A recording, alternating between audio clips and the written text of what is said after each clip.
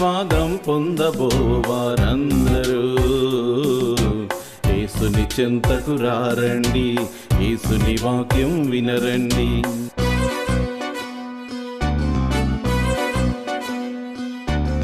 ఆశీర్వాదం పొందబోవారందరూ యేసుని చెంతకు రారండి, యేసుని వాక్యం వినరండి. యేసే నీ రక్షకుడు, యేసే మన రక్షకుడు, యేసే లోక రక్షకుడు అని గ్రహించి నడవండి, మేలులు పొందండి. ఆశీర్వాదం పొందబోవారందరూ యేసుని చెంతకు రారండి, యేసుని వాక్యం వినరండి.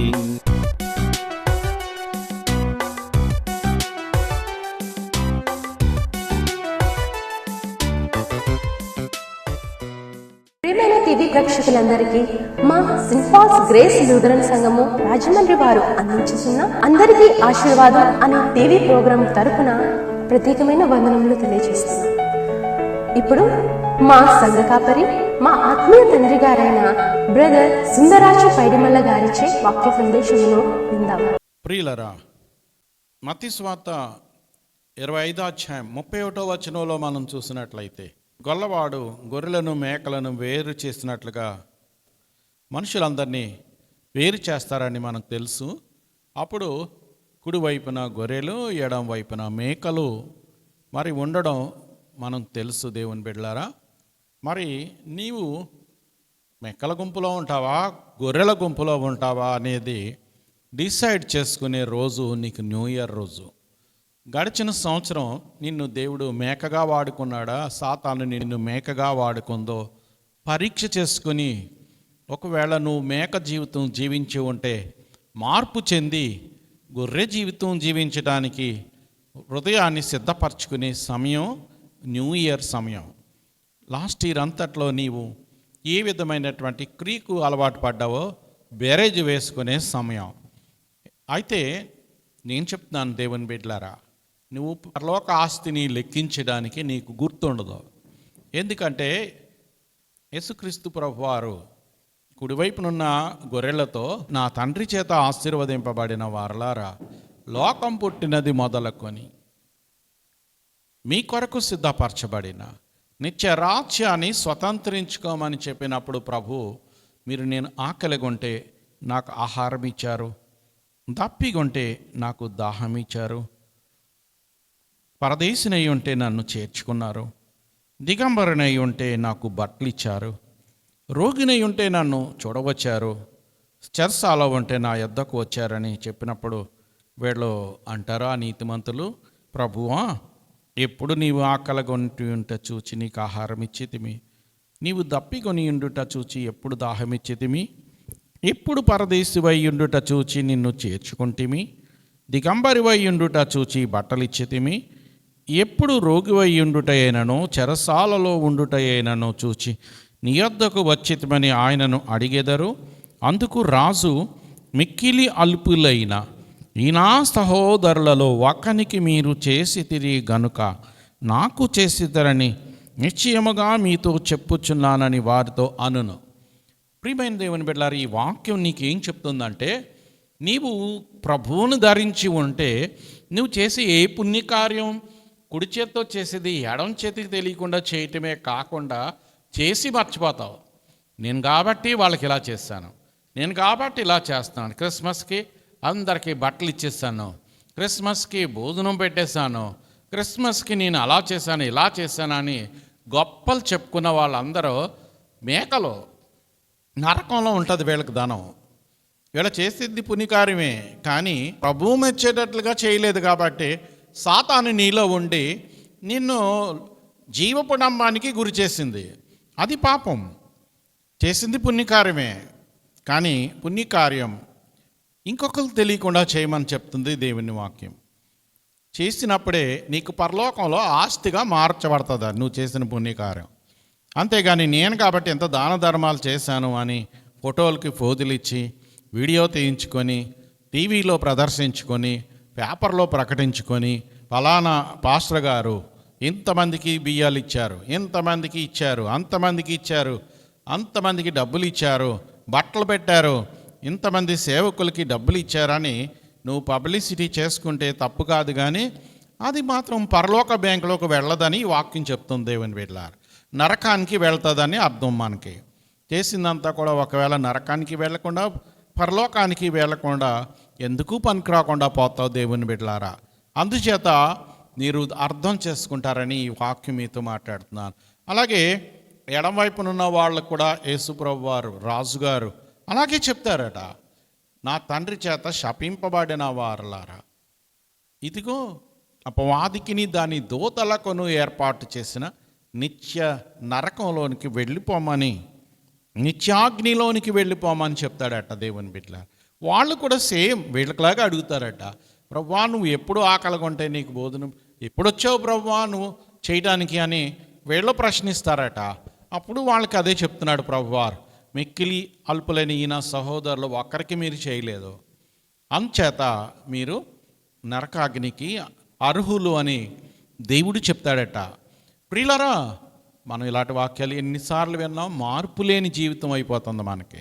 వినడానికే పనికి వస్తుంది, వాడటం లేదు. మనం కష్టపడ్డ డబ్బు అంతా కూడా కడుపుకి తినకుండా బ్యాంకులో దాచుకొని నాకు ఇంత డబ్బు ఉంది అని చెప్పుకుంటే కాదు నీకు ఉపయోగపడేది. నువ్వు దాచుకున్న డబ్బు నీ అవసరానికి వాడినప్పుడు నీకు మంచి జరుగుతుంది దేవుని బిడ్డలారా. ఇదిగో నేను క్రైస్తవుడు, నాకు ఇంత వాక్యం వచ్చు, వాక్యంలో ఏ సెంటెన్స్ అన్నా చెప్పేస్తాను అనే పాస్టర్లు ఉన్నారండి, ఏ మూల అడిగినా చెప్పేస్తాను అనేవాళ్ళు ఉన్నారండి. సంతోషం, మంచిది. విలువైన వాక్యాలు మనకు అందించేసి జనాలను పోగేసుకునే సేవకులు ఉన్నారు. అయితే బోధించడానికే మేము పనికి వస్తున్నాం, వాడటం లేదు. మేము బోధ తగ్గ బ్రతుకు మాకు ఉండలేదు. అందుచేత మేము కూడా పరలోక బ్యాంకులో డబ్బు లేకుండా అయిపోతుంది. సేవ చేస్తున్నాం, కష్టపడుతున్నాం, ఆత్మలు సంపాదిస్తున్నాం, వాళ్ళందరూ రక్షణ పొందుకుంటున్నారు, సంఘాలు పెద్దవి అయిపోతున్నాయి, వేలాది మంది అయిపోతున్నారు, లక్షలాది మంది అయిపోతున్నారు. సంతోషం. వాళ్ళలో పరిశుద్ధులు ఎంతమంది ఉంటారో లెక్కించుకోలేకపోతున్నాం. పరిశుద్ధులు ఎంతమంది ఉంటారు? క్రైస్తవులే. పరలోక ధనాన్ని కూర్చుకుని వారు ఎంతమంది ఉంటారో. ముందు మాకే ఉండలేదు ఆ ఆలోచన, పరలోకంలో నాకు ఎంత ధనం ఉందా అనే ఆలోచన. మేము అనుకుంటాం ఈ సేవ చేస్తున్నాం కదా, దీనివల్ల మాకు పరలోకంలో డబ్బు ఉంటుంది అనుకుంటాం. మంచిది. ఫస్ట్లో అందరూ కూడా నిస్వార్థంగా సేవ ప్రారంభిస్తారండి. డబ్బు పెరిగేటప్పటికి, జనాలు పెరిగేటప్పటికి సైతాను వలలోకి చిక్కడిపోయి పాపిష్టి పనులు చేయడానికి వేలాది మంది సేవకులు ఈ రోజున పరలోక ధనాన్ని కోల్పోతున్నారు, నరకంలో ధనం పెంచుకుంటున్నారు. భక్తులే, గొప్ప గొప్ప భక్తులకి బ్యాడ్ రిమార్క్ బయట వినబడుతుంది. ఎందుకంటే ఇన్సియారిటీ కోల్పోతున్నారు. ఎప్పుడు కూడా దేవుని బిడ్డలు, సేవకులైన మేమైనా, సంఘస్థులైన మీరైనా, సభికులైన ఈ వాక్యం వింటున్న వారైనా, పరిశుద్ధత లేకపోతే ఎవ్వరం కూడా దేవుణ్ణి చూడలేమంది వాక్యం. పరలోకానికి చేరలేము. మేమైనా మీరైనా పరిశుద్ధత చాలా ఇంపార్టెంట్ దేవుని బిడ్డలారా. వాక్యం ప్రకారంగా జీవించడం ఇంకా ఇంపార్టెంట్. ఆ పరిశీలన చేసుకునే రోజే నీకు న్యూ ఇయర్ రోజు. పోయిన సంవత్సరం జనవరి 1వ తారీఖుకి, ఈ సంవత్సరం జనవరి 1వ తారీఖుకి నూతన సంవత్సరం. పోయిన సంవత్సరం జనవరి 2వ తారీఖుకి, ఈ సంవత్సరం 2వ తారీఖుకి నూతన సంవత్సరం. అలాగే ఏ రోజుకి ఆ రోజే నూతన సంవత్సరం. లాస్ట్ ఇయర్ ఉన్న రోజుకి ఈ రోజుకి మనకి ఇది నూతన సంవత్సరం. ఎందుకు చెప్తున్నానంటే బర్త్డేస్ చేసుకుంటా. బర్త్డే అందరూ న్యూ ఇయర్ రోజునే పుడతారా? సంవత్సరం పొడిగిన ఇప్పుడు ఒకప్పుడు పుడుతూ ఉంటారు. వాళ్ళకి అది నూతన సంవత్సరం, హ్యాపీ బర్త్డే అని చెప్తాం. ఆ హ్యాపీ కూడా దేవుని బిడ్డలారా పరిశుద్ధత ఉన్నప్పుడే వర్తిస్తుంది. ఆ హ్యాపీ కూడా, హ్యాపీ బర్త్డే అయినా, హ్యాపీ న్యూ ఇయర్ అయినా, హ్యాపీ సంబంధించిన వాడే ప్రతి దాంట్లో కూడా పరిశుద్ధత లేకపోతే అది నేతి బీరకాయలో నెయ్యి లాంటిది దేవుని బిడ్డలారా. బేరికి నేత బీరకాయ, అందులో నెయ్యి ఉండదట. అలాగా happy new year, happy Christmas, happy birthday, happy marriage day, ఇవన్నిట్లో హ్యాపీ ఉంటుంది కానీ వాస్తవం ఉండదు అన్నమాట. వాస్తవం ఎప్పుడు ఉంటుందంటే నీవు పరీక్ష చేసుకోవడానికి. ఇంకా చెప్పాలంటే న్యూ ఇయర్ ఇంకా 2 రోజుల్లో ఉంది, క్రిస్మస్ ఇంకా 2 రోజుల్లో ఉంది, ఈలోగా నా పరలోకపు ఆస్తి ఎంత, నేను పరలోకంలో ఎంత దాచుకోగలిగానో, నా సేవాభారం ఏముంది, నెక్స్ట్ ఇయర్ నేను ఇంకెంత పెంచుకోవాలా, నా ప్రియులారా, నేను మీకు ఒక మర్మం చెప్తున్నాను, వినండి. ఏంటంటే, మన తండ్రి అయిన దేవుడు ఈ భూమి మీద నీ శరీరం బ్రతకడానికి అన్నీ ఇచ్చేసాడు. నువ్వు పుట్టకముందే ఈ భూమి మీద నీకు అన్నీ పెట్టాడు. ఇల్లు, భోజనం, గాలి, వెలుతురు అన్నీ పెట్టి నిన్ను ఈ భూమి మీదకు పంపాడు. నీకంట దేవుని బిడ్డలారా, దేవుడు తన మహాజ్ఞానంతో ఈ భూమి మీదకి పంపించిన ప్రతి మనిషి కడుపారా తిని తృప్తి పడేటట్లుగా సమృద్ధిని ఈ భూమి మీద పెట్టే నన్ను పంపాడంట దేవుడు. మనం దేవునితో ఉండకపోవటం వలన నష్టపోతున్నాం. దేవునితో కనెక్ట్ అయి ఉంటే, ఇందాక మీకు చెప్పాను, మీ తల్లిదండ్రులతో పిల్లలు కనెక్ట్ అయి ఉన్నంత వరకు మీ సంక్షేమం తల్లిదండ్రులు చూస్తారు. నీ తల్లిదండ్రులను విడిచిపెట్టి వెళ్ళిపోతాయి. తప్పిపోయిన కుమారుడు ఉదంతం చూడండి. తప్పిపోయిన కుమారుడు తండ్రితో ఉన్నంత వరకు తనకి ఏ భయం లేదు. తండ్రి దగ్గర ఆస్తిలో వాటా తీసుకొని వెళ్ళిపోయాక అతడు ఇండివిడ్యువల్ అయిపోయాడు. తల్లిదండ్రుల సంరక్షణ లేదు. నేను అనే అహం అతనికి చోటయ్యి ఆస్తి అంతా దుర్వినియోగం పరుచుకున్నాడు. అదే తండ్రి దగ్గర ఉంటే ఆస్తి అంతా మిగిలేది. తన తండ్రి ఇంటికి ఉన్నటువంటి కూలివాండ్రికి సమృద్ధిగా భోజనం దొరుకుతుందని అప్పుడు తెలుసుకున్నాడు. నష్టపోయిన తర్వాత పెద్ద కుమారుడు అంటి పెట్టుకొని ఉన్నాడు. అందుచేత అతనికి ఈ బాధ లేదు. అతడు బయటికి వెళ్ళిపోయాడు కనుక అతనికి ఆ బాధ కలిగింది. దేవుని బిడ్డలారా, నేను ఆత్మీయంగా మీతో పంచుకుంటున్నాను. యేసు ప్రభువును అంటి పెట్టుకున్న వాడికి ఏ బాధ ఉండదు. ఎందుకంటే వెంటనే నీకు సహాయించి ఆపదలో నమ్ముకోదగిన సహాయకుడు అని ఉందండి ఈయన పేరు. ఆశ్చర్యకరుడు, ఆలోచనకర్త, బలవంతుడైన దేవుడు, నిత్యుడగు తండ్రి, సమాధానకర్తయగు అధిపతి. ఇన్ని పేర్లు ఉన్నాయి ఈయనకి. పేరుకు తగ్గ దేవుడు ఈయన. నీకు సహాయం చేయడానికి ఇన్ని పేర్లు ఆయనకు ఉన్నాయి. ఆయన దగ్గర అంత ఆస్తి ఉంది. దేవుని బిడ్డలారా, అదంతా మందే. ఆయన పిల్లల మందేది, మన హక్కు.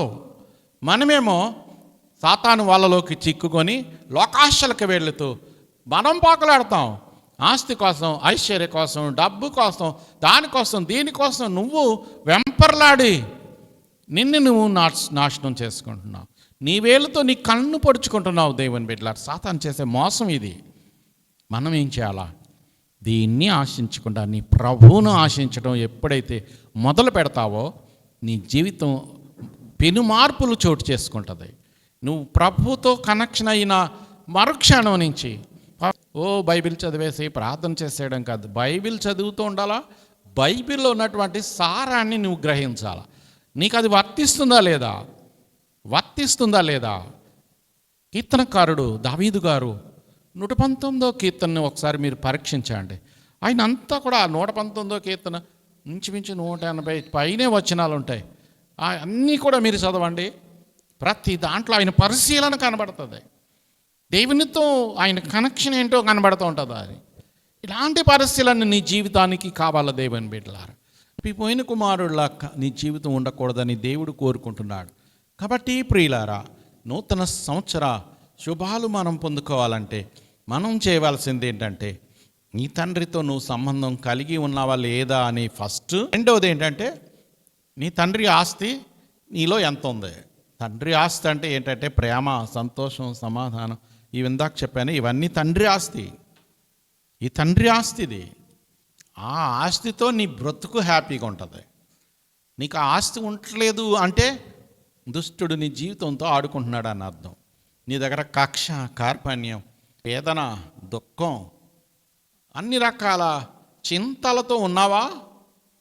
అపవాది నీలో ఉన్నాడు అని అర్థం. దేవుని బిడ్డలారా, నీలో కక్షలు, కార్పణ్యాలు పెట్టింది సైతాను. నీ ప్రభువు శత్రువును క్షమించటం నేర్చుకుంటలేదు మనం. గుడ్ ఫ్రైడేలు ఎన్ని నీ జీవితంలో కొనసాగింది?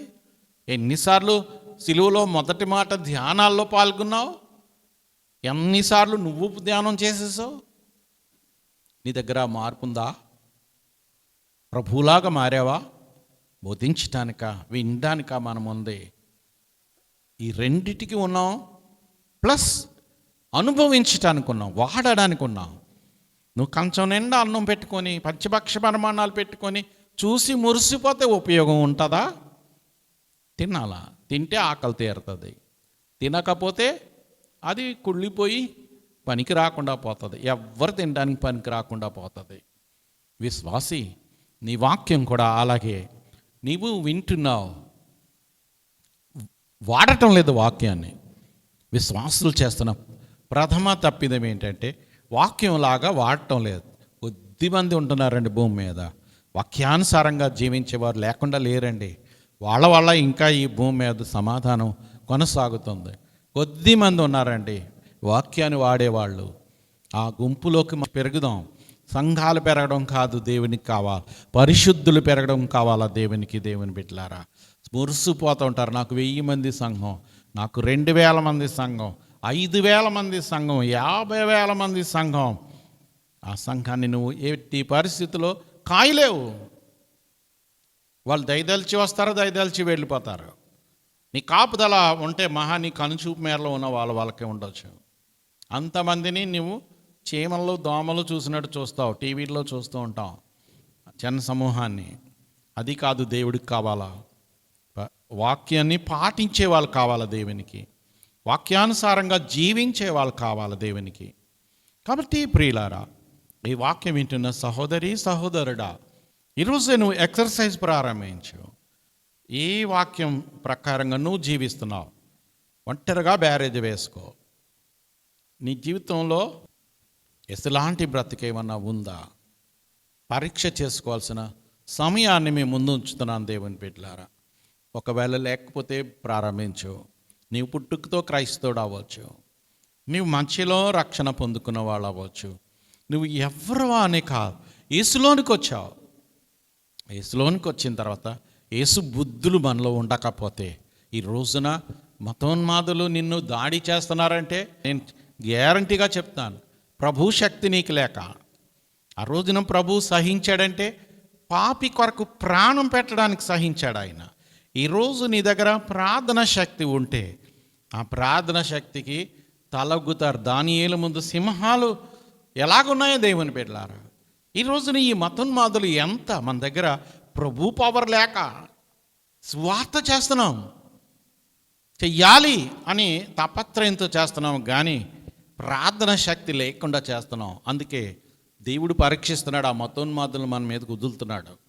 వదులుతుంటే మనమేమో ఓడిపోతున్నాం, వాళ్ళు గెలిచి వెళ్ళిపోతున్నారు, మనం ఓడిపోతున్నాం. నిన్ను బాధించి వెళ్ళిపోవచ్చు. రేపటి దినం నీ దగ్గర పరిశుద్ధత ఉంటే రేపటి దినం వాళ్ళు రియలైజ్ అయ్యి చేసిన తప్పుకు వాళ్ళు లోపల మదన పడిపోతుంటారు.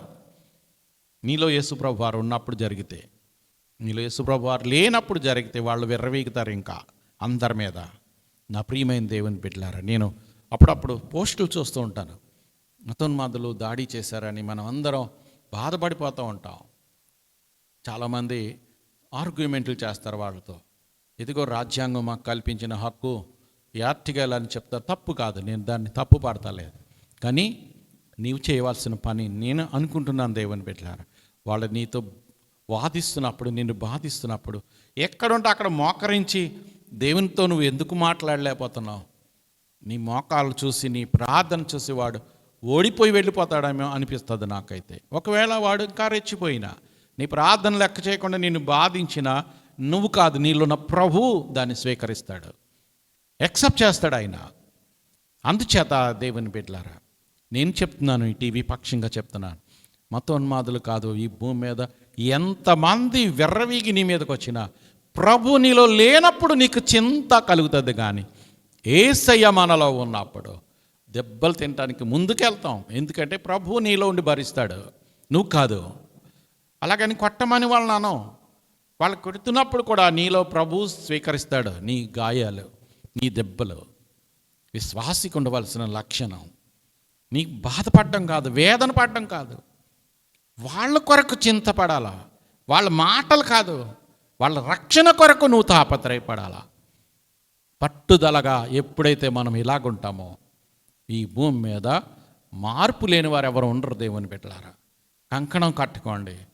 ఈ భూమి మీద క్రైస్తవులు పెరుగుతున్నారు, పరిశుద్ధులు పెరగట్లేదండి. యేసుప్రభు వారికి పరిశుద్ధత ఉంది, మరి నీకెందుకు లేదు పరిశుద్ధత? నీకు పరిశుద్ధత ఉంటే నీకంటే అల్పుల కొరకు ప్రయాసపడాలా. నిన్ను రక్షించిన నీ ప్రభు యొక్క పాత్రను స్వీకరించాలా.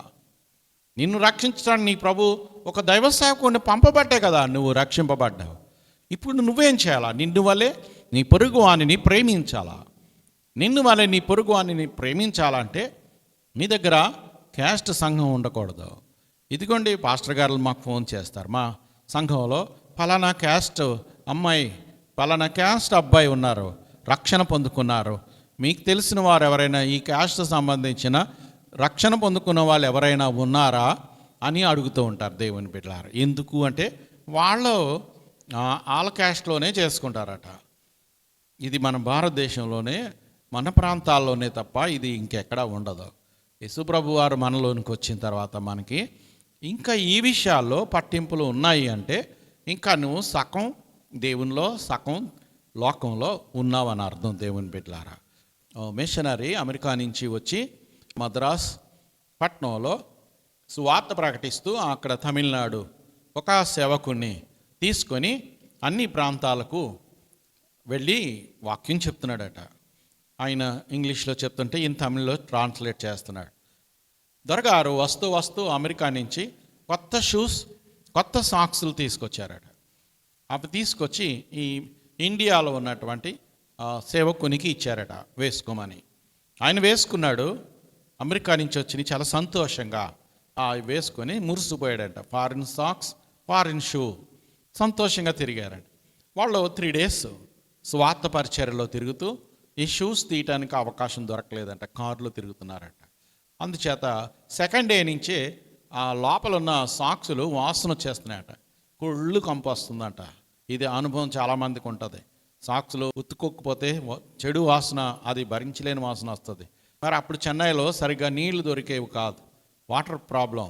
అందుచేత ఉత్తుకుంటానికి వాళ్ళకి అవకాశం లేక 3 రోజులు తిరిగాక ఇంకా కంపు ఎక్కువైపోతుంటే ఆ మిషనరీ గారు షాపుకు తీసుకెళ్ళి కొత్త సాక్సులు కొని ఇచ్చారంట. ఈ ఇండియా ఆయనకు ఒక జత, ఆయనకు జత కొనుక్కొని ఆయన సాక్సులు పడేసి ఈ కొత్త సాక్సులు వేసుకొని బయలుదేరాడట. ఈయన కూడా, ఇండియా ఆయన కూడా కొత్త సాక్సులు వేసుకొని బయలుదేరాడట. కారులో కొంచెం దూరం వెళ్తే ఇంకా వాసన పోవట్లేదట. ఏంటిది అడిగాడంట దొరగారు. ఈయనైనా నేను ఇచ్చిన సాక్సులు వేసుకున్నావా? అయ్యగారు వేసుకున్నానండి, ఇదిగోండి అని చూపించాడట. చూపిస్తే మరి ఇంకా వాసన వస్తుందేంటి అంటే అతను అన్నాడట, అయ్యా ఇది ఫారిన్ సాక్సులు కదా, ఉతుక్కుంటే పనికొస్తుందని నేను జోబులో పెట్టుకున్నానండి, అంచేత ఇది పడలేక మనసప్పక నేను జోబులో పెట్టుకున్నానని అన్నాడు. ప్రియమైన దేవుని బిడ్డలారా, ఇదే మనస్తత్వం మనకే కొనసాగుతుంది. మన క్యాస్టిజాన్ని విడిచిపెట్టవలసిన మనమేమో ఎసులోనికి వచ్చాక కూడా అదే కంపును మళ్ళా దాచుకుంటున్నాం. దాచుకుంటే ఎక్కడ పోతుంది? నీ పరిశుద్ధత నీకు ఉండదే. చెడు వాసన అంటారు దాన్ని. లోకి సంబంధించిన చెడు వాసన నీ ముక్కుకు వస్తుంది కాబట్టి నువ్వు ఆశ్రయించుకుంటున్నావు. నీ ఆత్మీయమైనటువంటి చెడు వాసన నీ ప్రభు ముక్కుకు వెళ్తుంది. దేవుని బిడ్డలారా, ఆయన నిన్ను ఆశ్రయించుకుంటాడనే జ్ఞానం నీకు ఉండాలి. దేవుని బిడ్డలారా, ఈ ఇండియా ఆయనకి అది పడేయలేక ఇంటికెళ్ళి ఉతుక్కుంటే ఫారిన్ సాక్స్ కదా, దొరకదు కదా అని కంపుతో ఉన్న జోబులో పెట్టుకున్నాడు. పెట్టుకుంటే ఏమైంది? కంపు పోలేదు, ఆయన పర్పస్ సాల్వ్ అవ్వలేదు. వాసన పోవడానికి కొత్త సాక్సులు కొనిస్తే దాచుకున్నాడు. ఈ రోజున క్రైస్తవ్యం ఇదే కొనసాగుతుంది. విశ్వాసి ఇవన్నీ పరీక్ష చేసుకుంటాకే నీకు ఆయుష్ ఆరోగ్యం ఇచ్చి నూతన సంవత్సరంలో అడుగు పెట్టించాడు దేవుడు. ప్రతిరోజు నీకు ఆయుష్ ఆరోగ్యమే. నీకు రాత్రి నిద్రపోయి ఉదయం లేచేటప్పటికి నీ కంఠంలో ప్రాణం ఉందంటే అది నీకు నూతన సంవత్సరం, న్యూ ఇయర్. అది నీకు నువ్వు చేయవలసిన పని. దేవునికి స్తుతులు చెల్లించాలా, యేసులాగా మారిపోవడానికి నీ ప్రవర్తనను సరిదిద్దుకోవాలా.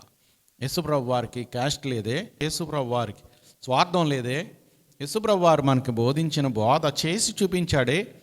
విశ్వాసి, నీ ప్రభు చెప్పిన మాట చెప్పు నువ్వు ఎందుకు చేయలేకపోతున్నావు? నిన్ను వల్ల నీ పొరుగువాన్ని ఎందుకు ప్రేమించలేకపోతున్నావు? నేను పరీక్షించుకోవాలా, మీరు పరీక్షించుకోవాలా, అందరం పరీక్షించుకోవాలా. ఎవ్వరం పెద్ద గొప్పవాళ్ళం కాదు దేవుని బిడ్డ.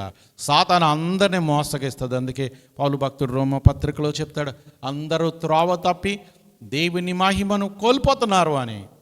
అందరూ పాపులు ఉన్న వాళ్ళు ఎవరో లేరు, పరిశుద్ధులు ఎవరో లేరు, అందరూ పాపులని చెప్పబడుతుంది వాక్యం. అయితే నీ ప్రభు వచ్చింది నిన్ను స్నానం చేయించడానికి, నిన్ను శుద్ధిగా చేయడానికి. దేవుని బిడ్డలారా, ప్రభువుతో కనెక్ట్ అవ్వండి. ఈ రోజు నుంచి ప్రభు బిడ్డలుగా పరిశుద్ధులుగా మారిపోండి.